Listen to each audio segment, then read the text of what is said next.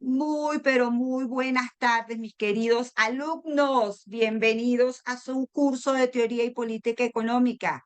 De verdad que ha sido complicado vernos. Discúlpenme por eso, pero bueno, ya estamos aquí y además he tratado de estar lo más, ¿cómo se llama? Cerca de ustedes posible, ¿ok?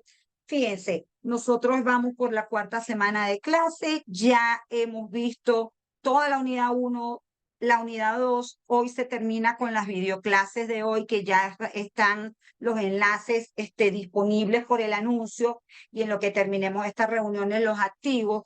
Y realmente lo que vamos a hacer ahorita, en estas 2 o 3 horas, vamos a ver cuánto nos toca, es saber cuáles son sus inquietudes, cuáles son sus preguntas y además entonces hacer una clase de repaso donde ustedes tengan una visión de lo más importante. Pero es una clase de repaso tipo pizarra, ¿ok? Es ponernos aquí con la pizarra y ir escribiendo los conceptos que para mí son importantes, ir haciendo las gráficas para que ustedes las vean desde cero, cómo se hace una gráfica, porque es la mejor forma de entenderlo. No es lo mismo ver una gráfica donde ya están todas las líneas y todos los elementos a arrancar haciendo una gráfica desde cero, aun cuando una de las grabaciones también lo hago por allí, ¿no? Pero aquí digamos que vamos a hacer un cierre integral. Entonces, empezamos con esa parte, empezamos con las preguntas. Díganme qué tipo de preguntas tienen, qué tipo de inquietudes tienen.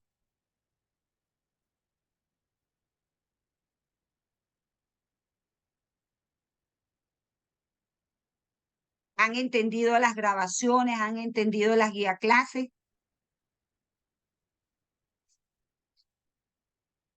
Alguien diga algo, por favor.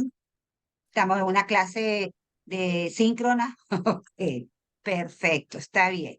Bueno, si es así, vamos a proceder a lo que es el repaso y lo que hacemos es que en virtud de eso, cuando yo esté haciendo el repaso, si a usted se le genera alguna duda, pues entonces usted la anota por allí si yo no he preguntado y cuando yo pregunte la resolvemos. ¿De acuerdo? Entonces, repito, esta va a ser una clase tipo pizarrón. Imagínense que de alguna manera estamos en el salón de clase y entonces lo que vamos a tener como primera lámina va a ser solamente esta, en la cual este esquema o este mapa conceptual contiene todo lo principal que nos interesa de los aspectos microeconómicos, ¿ok? En esta economía, esta ciencia que se encarga de estudiar el comportamiento de los individuos en su quehacer diario, tiene una parte que llama microeconomía y que estudia el comportamiento de los agentes económicos y los mercados en los cuales ellos interactúan. Básicamente, los agentes económicos son consumidores y productores. A nivel macroeconómico se llaman hogares y empresas. Y los mercados en los que ellos interactúan son el mercado de bienes y servicios y el mercado de trabajo, en una relación en la cual en el mercado de bienes y servicios los consumidores son los hogares, ¿ok? Son las empresas, ellos demandan bienes y servicios, ¿ok? Y los oferentes, las empresas, son las que ofrecen bienes y servicios. Ocurren los intercambios y allí se logra establecer un nivel de precio en cada mercado. Obviamente un mercado que tiene unas características particulares que veremos.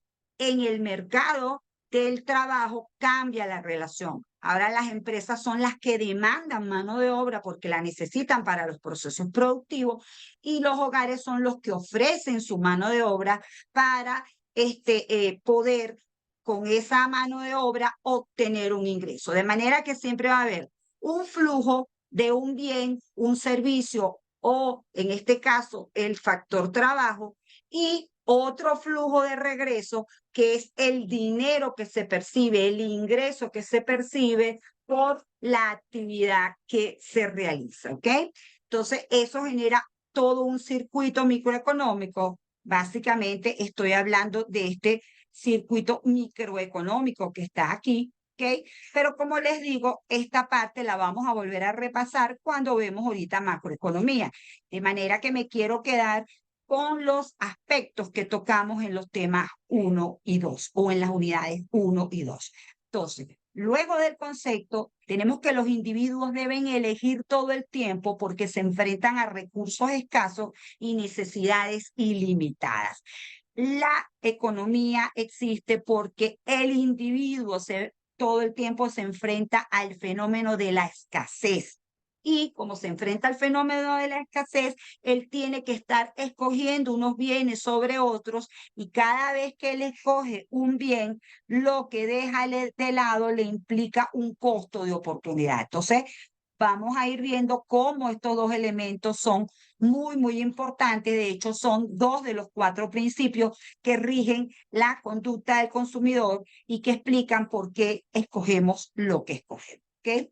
Luego, en la interacción con las empresas está el mecanismo de mercado. Entonces, en el mecanismo de mercado, lo que ocurre es que productores y consumidores de manera descentralizada toman las decisiones de producción y de consumo. ¿Okay? Es la forma como opera esa necesidad de obtener bienes materiales y que permita satisfacer las necesidades de los individuos. Esas necesidades se satisfacen a través de la producción de bienes y servicios. Por eso es que la economía también tiene que ver esencialmente con los procesos productivos y la forma como se distribuyen las mercancías que se obtienen. ¿Okay? Entonces, vamos a tener, por un lado, estos individuos que son los hogares, van a ser los demandantes y ellos buscan maximizar sus necesidades de bienes materiales, es decir, las decisiones de consumo que toman, las toman tratando de maximizar su utilidad. ¿Qué es su utilidad? Es ese sentimiento de satisfacción que le produce a él cuando logra saciar esa necesidad que tiene. Una necesidad es una carencia. La economía no estudia porque usted tiene ese tipo de necesidades, las cuales sean de su prioridad. Lo que estudia es cómo se comporta usted en un entorno de escasez para satisfacer esas necesidades, ¿ok? También vamos a ver el otro agente económico, que es las empresas. Las empresas combinan capital físico, capital humano y tecnología para producir. Es importante entender que cuando aquí hablamos de empresa, hablamos de organizaciones jurídicas, ¿ok? En los hogares va a estar el trabajador, el administrador, el dueño de la empresa, todos los individuos que perciben personas, grupos de personas que reciben una renta común van en este concepto de hogares y fungen, como consumidores. Del lado de las empresas, siempre tenemos esas organizaciones que buscan producir y vender con el objetivo de obtener ganancia, ¿ok? Entonces, persiguiendo el interés de maximizar la ganancia, los individuos deciden qué producir, ¿ok?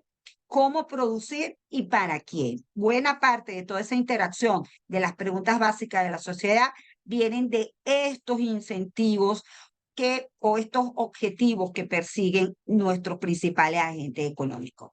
Luego vamos a tener entonces lo que habíamos dicho, un mercado. Siempre que hablemos de mercado, vamos a estar hablando de ese no necesariamente espacio físico, esa forma de conectarse consumidores y productores, ¿verdad? Para de forma, cada quien persiguiendo sus propios intereses, definir cuál va a ser la cantidad ofrecida y la cantidad demandada, dependiendo de ciertas variables, principalmente dependiendo del nivel de precios. ¿Okay? Entonces, consumidores y productores tienen una relación particular con el nivel de precios. Importante entender que el precio existe porque no se pueden intercambiar unos bienes por otros, es decir, no se puede realizar los trueques por lo engorroso que significa hacer trueques de un bien y otro, los problemas de intercambio y de valoración, y entonces existe una mercancía que se llama dinero, y ese dinero entonces permite establecer una variable importantísima que termina siendo las señales para los agentes económicos y que es el precio. Por eso es que si vemos el concepto de precio, es la relación a la que se intercambia dinero por un bien o un servicio. Simplemente, si yo le digo a usted, son 0,5 dólares el litro de gasolina, yo le estoy diciendo cuánto dinero tiene que pagar por obtener un litro de gasolina. ¿Ok? Ya a nivel teórico, tenemos un tipo de mercado de competencia perfecta donde funciona todo bajo el libre juego de oferta y demanda y que hace que entonces si el mercado se rige o si el funcionamiento de la economía y la forma como organizamos la producción y el consumo se hace bajo el mecanismo del mercado, logramos por una parte el equilibrio y el equilibrio nos lleva a la eficiencia, ¿ok? Entonces, esa eficiencia, este mecanismo del mercado, nos garantiza entonces el bienestar económico, que es lo que esencialmente buscamos los individuos y en esencia lo que buscamos es mantener nuestra calidad de vida. ¿Ok? Entonces, con este esquema en mente, vamos a irnos a la pizarra, a copiar como si estuviéramos en el salón de clase, mucha paciencia por todo lo que se me haya podido olvidar de cómo se hace, de cómo se usa la pizarra y obviamente pues habrá cosas que no me queden tan bien, ¿sí? Entonces, vuelvo y les repito, esperemos que la cosa vaya quedando chévere. Vamos a empezar por el principio, como dicen. Vamos a hablar primero de los individuos consumidores, los consumidores o demandantes.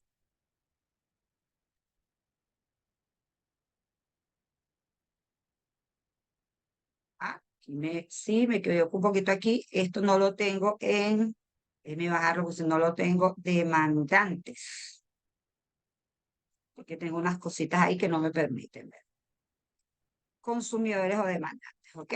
Entonces, voy a cambiar aquí que necesito que esto sea, que esta letra sea,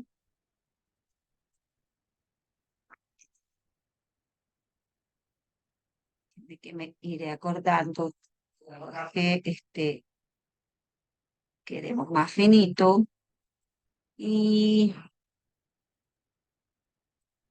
ok, entonces, vamos. ¿Qué son los consumidores demandantes? Personas dispuestas a comprar un bien, dispuestas, ¿ok? Nadie los está obligando. Dependiendo de sus necesidades, los consumidores están dispuestos a consumir un bien. Entonces, los consumidores,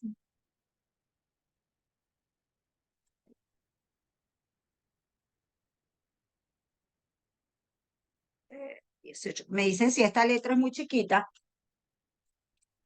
los consumidores deben elegir todo el tiempo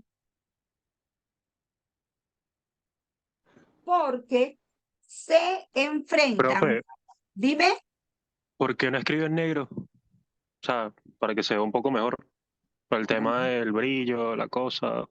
Bueno, está bien, vamos a buscar aquí y le ponemos negro. Listo. Deben elegir todo el tiempo porque se enfrentan al fenómeno de la escasez, ¿ok? Muy importante saber que estamos bajo ese esquema de la escasez. Y cada elección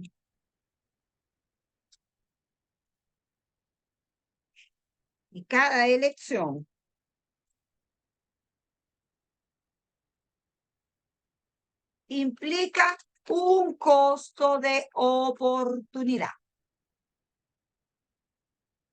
¿Eh? ¿Sí? Cada elección implica un costo de oportunidad. Entonces, eso pasa por entender que hay 4 principios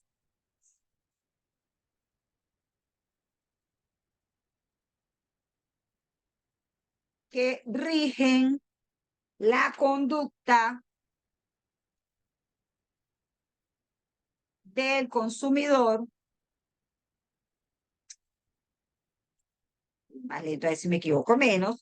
4 principios que rigen la conducta del consumidor a la hora de elegir. ¿Cuáles son esos 4 conceptos? ¿Quién se acuerda? El de la escasez, ¿verdad? Es decir, recursos limitados. Recursos es todo aquello que nos permite producir otro bien. Estamos hablando de recursos como el capital, como la mano de obra, estamos hablando de recursos naturales, estamos hablando de recursos como el tiempo, ¿ok? Todos esos son recursos que permiten producir otro bien. Entonces, recursos limitados frente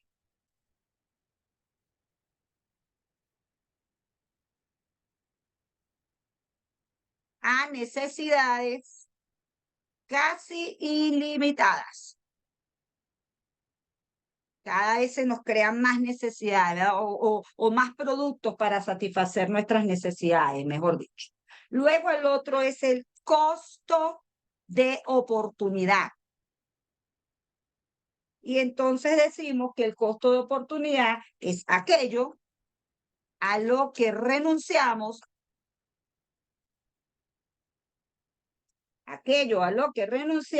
cuando se toma una decisión, ¿ok? Aquello es lo que se renuncia cuando se toma una decisión. Fíjense, un ejemplo de escasez, cualquier producto que no sea el aire, ya creo que hasta ni siquiera el agua entra en el concepto de recursos o de bienes libres. Casi todos los recursos necesitan pasar por un proceso productivo y ya al pasar por un proceso productivo estamos hablando de que tiene que haber una persona que combine factores productivos y obtenga bienes o servicios. Entonces, todos los ejemplos que ustedes quieran, cualquier bien que ustedes consumen es un elemento que representa la escasez. ¿Okay? Porque a veces uno cree que la escasez no es que la escasez fue si fui al mercado y no había harina pan. No, no. Aquí el concepto es que hay necesidades ilimitadas y recursos escasos, de manera tal que cualquiera de los bienes, repito, que no sea el aire, cubre esa característica. ¿Qué sucede con el aire? Es absolutamente vital, ¿verdad? Pero si yo necesito aire, respiro y obtengo mi aire. No pasa nada. Entonces, siempre la abundancia va de alguna manera desdibujando la necesidad, desdibujando el tema de la elección, porque como es tan abundante, no hay que estar eligiendo nada. Todo lo demás implica que hay que estar eligiendo. Inclusive, el tiempo también es un bien y es un bien sumamente preciado que no se debe desperdiciar. Usted tiene una vida finita, usted tiene 24 horas al día. Cada hora que se va finalizando es una hora donde usted lo que no podía hacer, no lo hizo. No hay vuelta atrás, ¿ok? Entonces, en el concepto de escasez entra todo eso. Luego en el costo de oportunidad dice, aquello a lo que renunciamos cuando se toma una decisión. Bueno, como no estamos en una clase formal, sino estamos en una de repaso, por ejemplo, resulta que usted tiene de opción para ser su novio o su novia 2, 3 personas. Y usted está ahí indecisa o indeciso de cuál escoge. Entonces, obviamente, usted hace su relación, usted, dependiendo de sus preferencias, va a haber uno al que va a preferir, ¿ok? Entonces, usted prefiere a la persona A y esa es la elección que usted hace. Resulta que usted rechazó a la persona B, C y D. Si el D usted se lo consigue después de 1 año, 2 años y resulta que se ganó la lotería y está bastante bien o estudió y es una persona súper exitosa y entonces gana muchísimo dinero, pues parte de la elección del A que usted escogió es, el costo de oportunidad es que había esa oportunidad allí y usted escogió esto. ¿Me estoy dando a entender? Entonces, obviamente, ¿qué es lo que ocurre allí? Lo que ocurre ahí todo el tiempo, por eso les digo, es un proceso paralelo. Usted escoge ahorita ver esta clase. En la medida que va pasando el tiempo, usted va dejando de hacer otras cosas y entonces usted dice, cóchale, ya, no me dedico más a esta clase, sino que me dedico a aquello. Mientras usted está en esta clase, usted tiene el costo de oportunidad de que tenía que ir a verse con su mamá en una tienda y tiene a su mamá ya esperándola en la tienda. En la medida que va pasando el tiempo y los costos de los otros bienes se van haciendo muy elevados, el costo de oportunidad se hace muy elevado, usted pasa a una decisión diferente. Entonces, como que si usted está todo el tiempo en esas dos esferas, entre la escasez que lo lleva a escoger esto y a lo que renuncia, que siempre va a estar ahí latente como algo que está, que usted dejó de hacer y que era importante. Es un proceso que generalmente se hace intuitivo para las personas que tienen que tomar decisiones fundamentales. No puede ser un proceso intuitivo. Usted tiene que ver cuáles son sus opciones, cuantificar sus opciones y cuando usted escoge su opción A, usted tiene que incluir ahí los costos de todo lo que renuncia. Si aún así para usted esa decisión le sigue pareciendo que es la rentable, la que le satisface, esa es la decisión con la que se queda. Claros con esto del costo de oportunidad, que yo sé que es un poco duro de entender de entrada.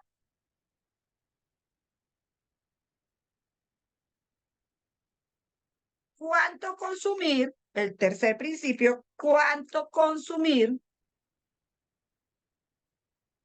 Es una decisión que se toma en el margen. ¿Qué significa eso del margen? Se evalúa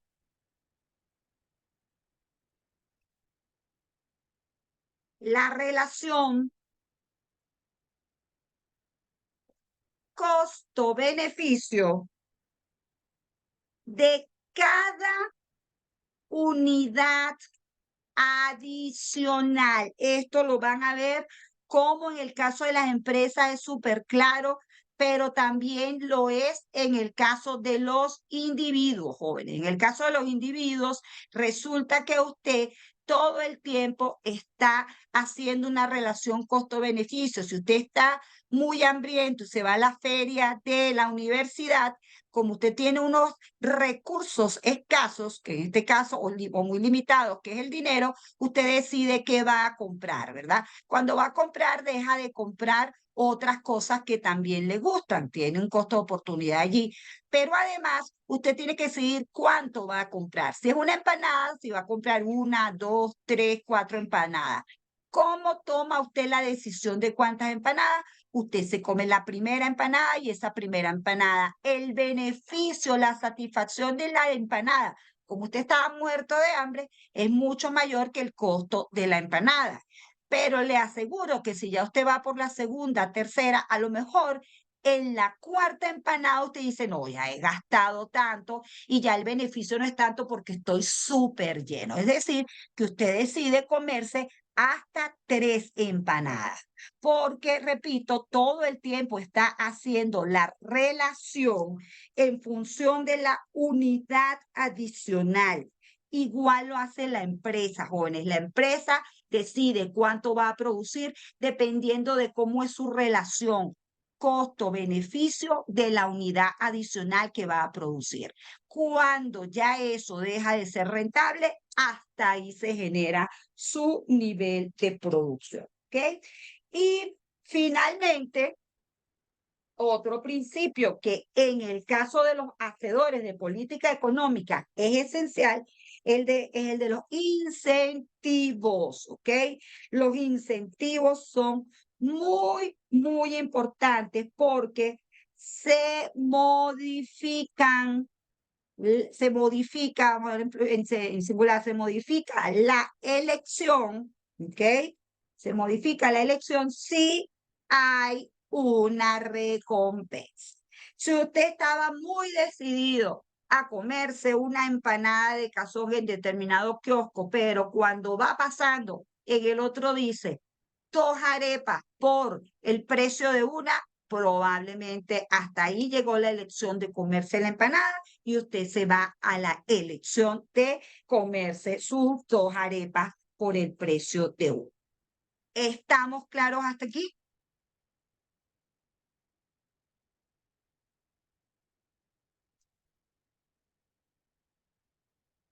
¿Todo bien? ¿Sí? ¿Sigo?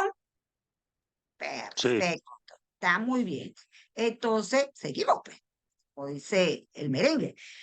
Ahora es muy importante que me presten atención en lo que viene. Lo que viene entonces son las gráficas.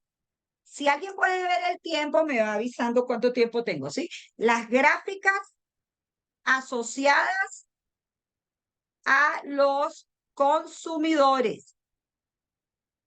Es decir, todas las gráficas que nosotros manejamos y que tienen que ver con los consumidores.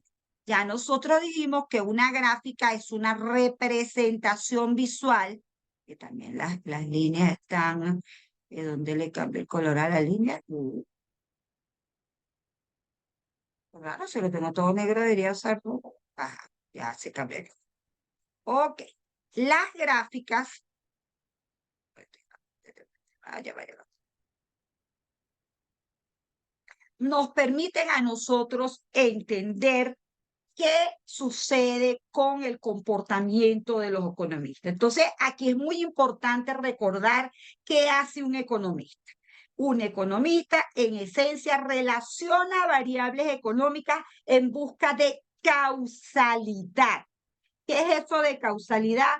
¿Cuál es la influencia que tiene una variable sobre otra variable? Porque el comportamiento humano, nosotros los economistas, lo medimos a través de variables macroeconómicas. En ese sentido, entonces, muy importante entender que existe una variable dependiente y que es la variable que va a sufrir los cambios que se susciten de la variable, de los movimientos que tenga la variable independiente. Y la variable independiente es la que va a causar el efecto sobre la variable dependiente. Ok. Repito entonces, relación causal, que significa el valor que toma la variable independiente determina el valor que toma que va a tomar la variable dependiente. En todos casos, entonces usted siempre está tratando de entender la causalidad entre dos variables. En el caso de la curva de demanda, ¿ok? Usted va a tener como variables, de este lado va a tener la cantidad y la cantidad es la variable dependiente, la variable que va a recibir el impacto de la otra variable. Y obviamente recuerden que este es el eje, aquí este es el valor 0, ¿ok? De, de esta gráfica.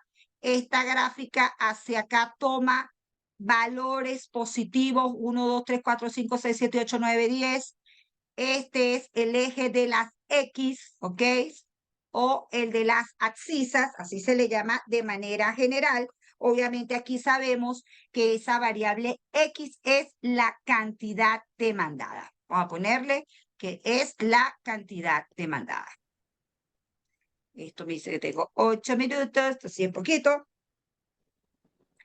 Y luego, con la D,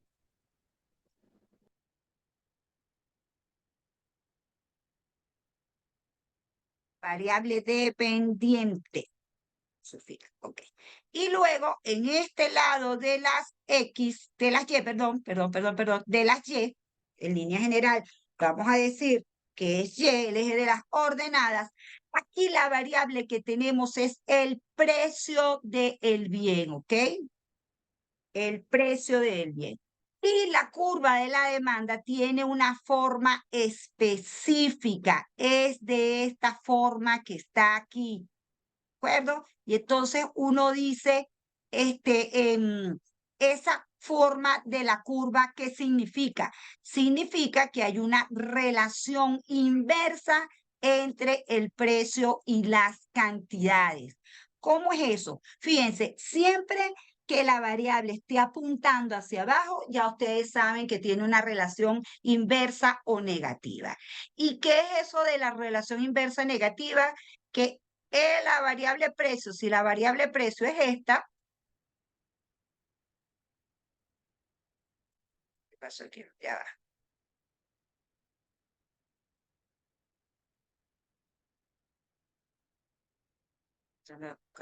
Que la más gruesa. Si la variable precio es esta, la variable cantidad demandada va a ser esta. ¿Ok? Es decir, esta va a ser la combinación. Supóngase que esto es cantidad 1 con precio 1.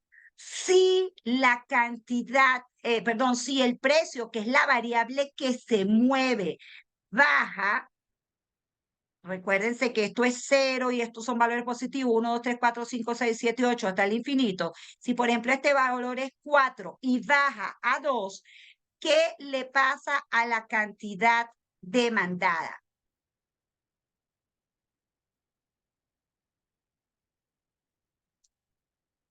Si el precio baja, que me dice que me quedan 5 minutos, ok. Si el precio baja, la cantidad demandada sube, ¿ok? Ese es lo que es una relación inversa. Los movimientos son inversamente proporcionales. Mientras una aumenta, la otra disminuye, ¿ok? ¿Estamos claros en eso, jóvenes, porfa? Por eso es que decimos que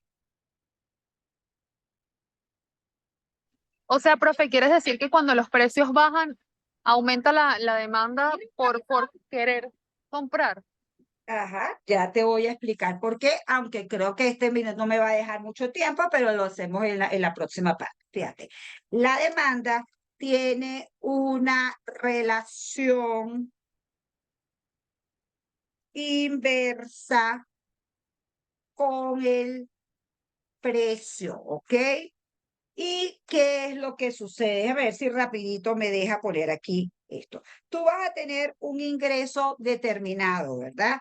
Vas a tener el precio del bien 1, ¿ok? Y eso significa que tú vas a consumir cantidades determinadas del bien 1 dependiendo del precio, más cantidades determinadas del bien 2 por el precio, por cantidades demandadas del bien 2 por el precio 2. ¿Qué es lo que te estoy diciendo yo aquí? Te estoy diciendo, mira, vamos a suponer que tú nada más consumes dos bienes. Consumes harina, pan y queso, ¿ok? Y entonces vamos a suponer que tú solamente tienes un ingreso de 100 bolívares, ¿ok? Y que el precio, por ejemplo, de la harina pan es 10 y el precio de el queso es 30. Pues entonces, como tú tienes esta cantidad que está aquí, tú tienes que escoger. Ponte tú que tú escogiste, esa fue tu elección, 4 kilos de harina pan y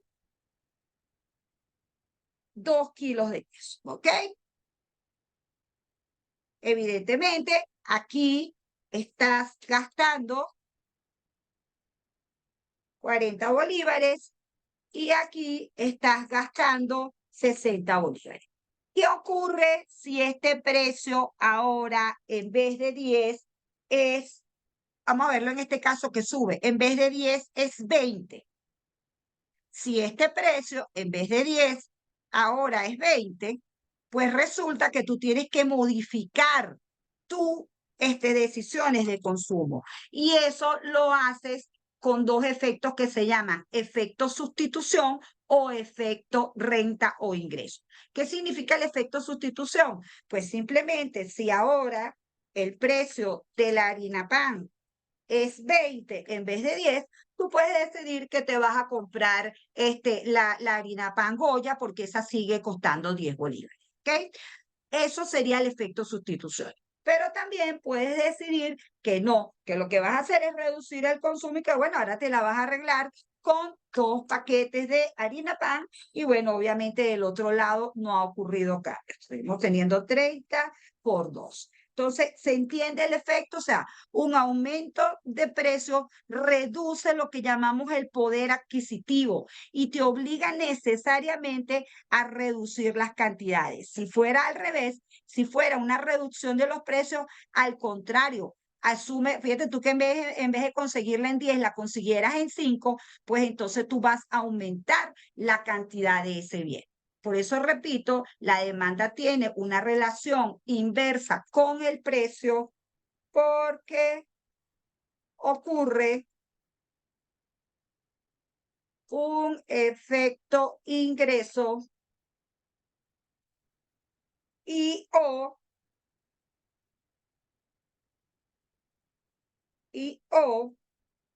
un efecto sustitución.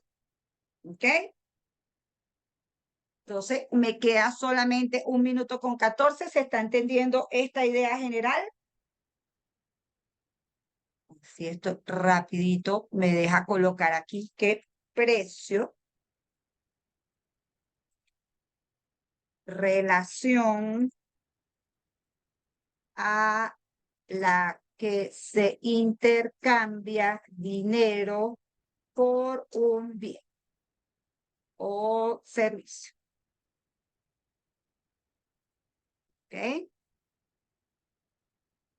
Entonces, ¿entendimos esa partecita?